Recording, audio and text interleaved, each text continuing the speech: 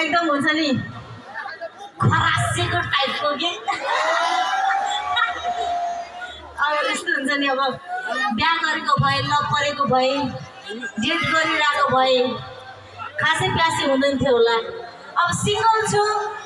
तपाईँहरू यस्तै handsome attractive हुनुहुन्छ सबजना है अनि म प्यासी हुँदिनँ त केटा हो। आई लभ यु केटा हो अनि आई लभ यु केटाको दिदी बहिनीहरू मेरो नम्र आमाजहरूलाई पनि एनिवे अब करिब लास्टमा छु म होइन चान्चु ने त कहाँ र